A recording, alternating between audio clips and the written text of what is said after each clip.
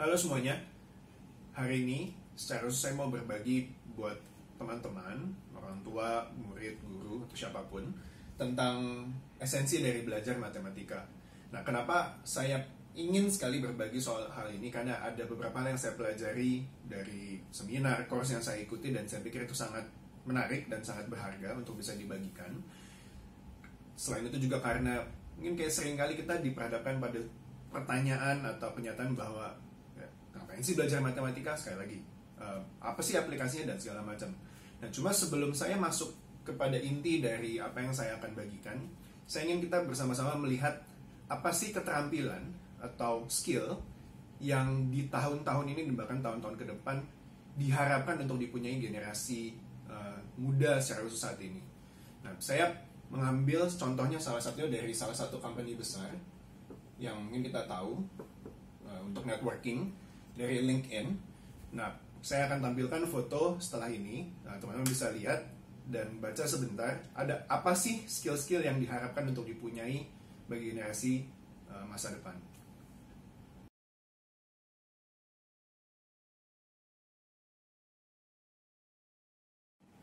Nah, sudah lihat kan? Saya tidak mau bahas secara khusus dan detail apa yang menjadi skill-skill yang diharapkan untuk dipunyai generasi sekarang dan generasi masa depan. Tapi biarlah itu ditaruh di pikiran kita atau kita boleh taruh dulu di samping. Nah, sekarang saya akan masuk ke dalam esensi belajar matematika dan saya nanti akan kembali mengenai keterampilan itu. Nah, dari apa yang saya pelajari dari beberapa course dan akhirnya course itu membawa saya kepada saat ini adalah ada 5 hal yang menjadi esensi belajar matematika. Jadi ada 5 hal. Yang pertama yaitu metakognisi atau yang dalam bahasa Inggrisnya disebut metacognition. Nah, apa sih sebenarnya metakognisi ini? Metakognisi ini sebetulnya secara definisi diistilahkan dengan think how to think. Okay, so think how to think. Jadi berpikir bagaimana caranya berpikir. Nah, saya agak aneh kan, mikir aja ada caranya.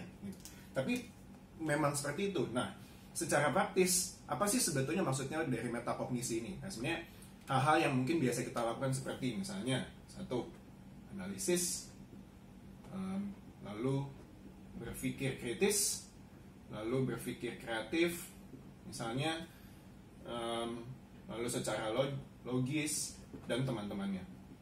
Jadi, hal-hal seperti ini menjadi bagian dari dari metakognisi itu sendiri. Satu lagi adalah tentang reasoning. Jadi kita mencoba mencari pemahaman atau alasan dari kenapa sih seperti itu. Dan ketika kita melakukan itu bukan suatu hal yang sebenarnya mudah untuk kita lakukan. Tapi kadang kita harus berpikir, kenapa begini ya? Kenapa gue mikir gitu ya? Dan seterusnya. Lalu poin yang kedua adalah soal number sense atau sense terhadap angka.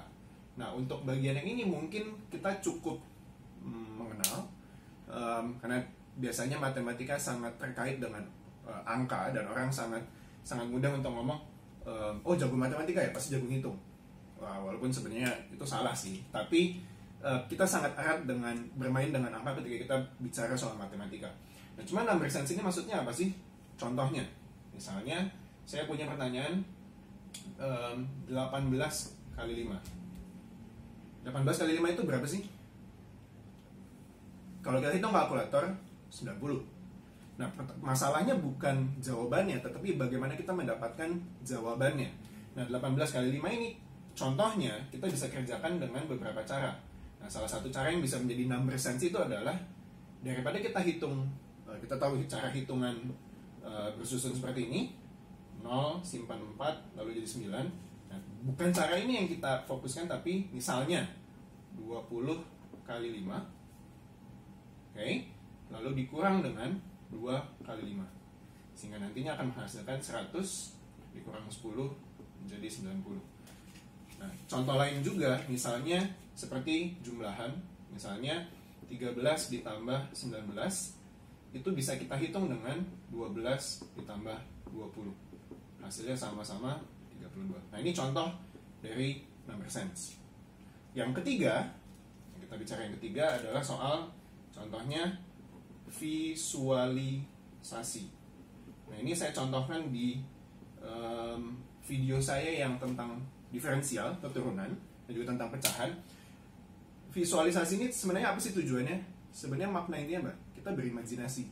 Ketika matematika seringkali berkaitan dengan angka, huruf, variabel, yang nampaknya begitu abstrak, sebetulnya semuanya itu kita bisa visualisasikan. Contoh, tadi tujuan utamanya imajinasi, dan semuanya berupa misalnya gambar ya, kayak seperti ini, seperti pecahan dan segala macam. Contoh yang simpel misalnya, kalau kita punya 3 kali 4, kita tahu ini jawabannya 12, tapi 12 itu gimana cara visualisasinya? 3 kalimat itu artinya kita punya 3 kelompok dari benda yang isinya ada sebanyak 4, atau kalau dalam bahasa Inggris 3 groups of 4. Jadi kita punya 3 groups. Nah, yang masing-masing ini isinya ada sebanyak 4. Seperti ini. 4 tambah 4 tambah 4 sehingga hasilnya 12. Nah, ini sampai pada poin yang ketiga. Lalu poin yang berikutnya adalah soal komunikasi. Komunikasi. Nah, saya rasa untuk bagian ini cukup jelas apa sih maksudnya komunikasi.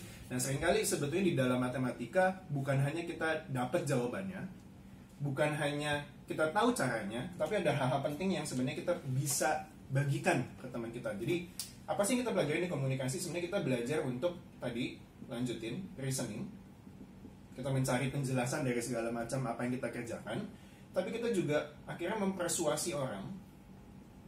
Mempersuasi apa? Meyakinkan orang agar ia terima penjelasan dari kenapa sih harus kita lakukan. Nah, makanya kalau belajar di matematika di level tinggi ada pembuktian atau proving. Nah, itu tujuannya apa? Kita meng-convince, kita meyakinkan orang lain. Nah, harus para matematikawan itu kan saling meyakinkan satu sama lain bahwa ini betul, teori ini tepat loh, dan ini cara pembuktiannya, dan ini alasan dibaliknya. Nah, ini bagian dari komunikasi. Selain juga kita juga soal masalah menjelaskan ide.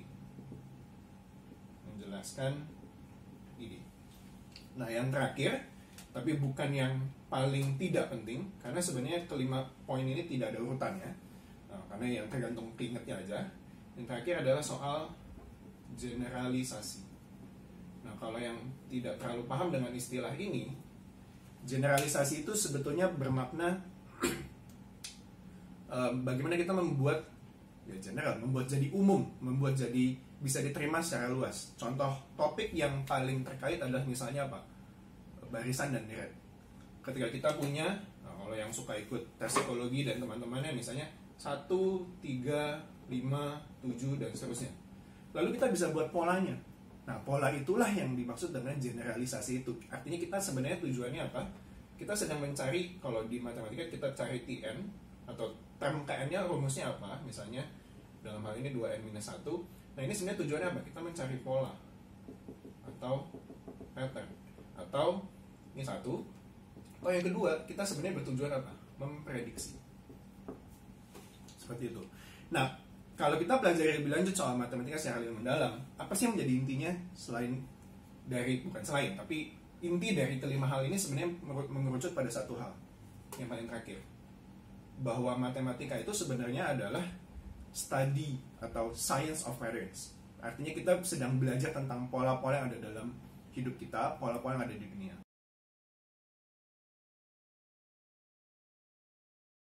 Nah, kelima poin ini sebenarnya saya pelajari dari suatu seminar yang dibawakan oleh orang yang bernama Dr.